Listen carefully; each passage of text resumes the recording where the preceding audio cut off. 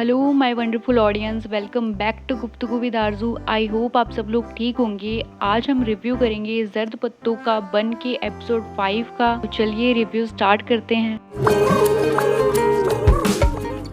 इस ड्रामे की मुझे ये बात बहुत अच्छी लगी कि इसमें पेरेंट्स और बच्चों का रिलेशन बहुत अच्छा दिखाया हुआ है। जैसे जब नुफैल बहुत दुखी होता है मलिका ने जो भी हॉस्पिटल में किया उसकी वजह से, तो नुफैल और उसके पापा की कोई कॉन्वर्सेशन नहीं होती, बस नुफैल उनके गोद में सर रख के लेट जाता है। ज़र्द पत्तों का बन जो मेरा देश है। तो कभी कभी बोलना जरूरी नहीं होता, बस इतना ही सपोर्ट मिल जाए वो ही हर टेंशन को दूर कर देता है। ऐसे ही मीनू को भी उसके मम्मी पापा बहुत ज्यादा सपोर्ट करते हैं। उसके अपने पापा के साथ भी बहुत अच्छे रिलेशन दिखाए हुए हैं। जब मीनू अपनी साइकिल अपने भाइयों से छुपा रही होती है तब उसके पापा उसके भाइयों को बोलते हैं कि अगर मीनू के अलावा इस साइकिल को किसी ने हाथ लगाया तो उसके हाथ काट दूंगा। और वो अपने पापा की वजह से ही थोड़ा डर जाते हैं, नहीं तो वो कहाँ मीनू को इतना पढ़ने देते। वो तो चाहते हैं मीनू की जल्द से जल्द शादी हो जाए। और जब मीनू की कॉलेज की फ्रेंड अपनी मम्मी के साथ अपने भाई का मीनू के लिए रिश्ता लेकर आती है जो कि एलएलबी कर रहा है, तो मलको तो खुश हो जाता है कि घर का वकील हो जाएगा और मेरे कानूनी मामला संभाल लेगा।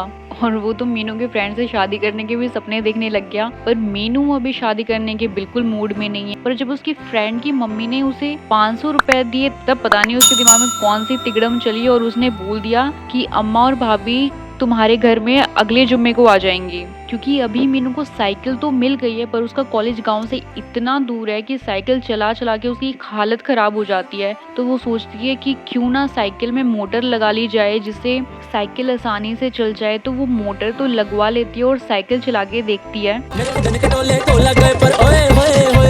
मुझे तो मिल गई साइकिल मोटर, ओए होए होए। और पहुंच जाती है मोटर के लिए रुपए का जुगाड़ करने अपनी फ्रेंड के घर, उससे रुपए मांगने। और उसकी फ्रेंड प्रेग्नेंट है और सभी कहीं बाहर गए हुए हैं, तो मीनू को उसी के पास रुकना पड़ता है। पर रात में उसके फ्रेंड को अचानक से लेबर पेन स्टार्ट हो जाता है और मीनू को कुछ समझ नहीं आता। वो अपनी साइकिल पे रिक्शे को लगा के उसे हॉस्पिटल लेकर जाती है।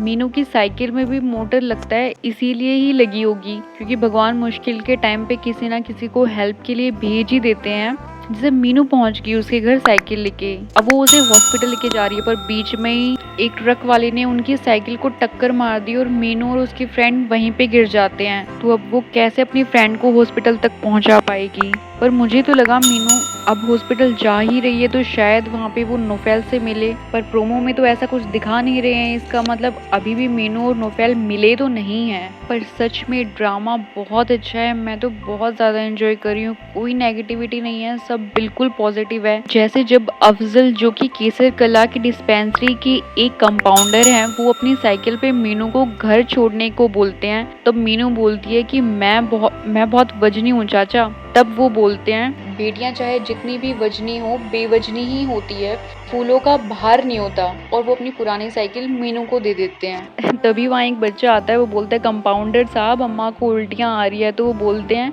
तो अम्मा से कहना उल्टे काम करना बंद करे, उल्टियाँ अपने आप ही बंद हो जाएगी। सच में इतने सीरियस टॉपिक पे इस तरीके से ड्रामा बनाया हुआ है कि कहीं पे भी बोरियत फील नहीं होती, इनफैक्ट मज़ा आता है देखने में। और आई होप आप लोगों को भी मेरा रिव्यू देखने में मज़ा आता हो। और thank you for watching. Do like share and subscribe to my YouTube channel Guftagu with Arzoo. Thank you so much.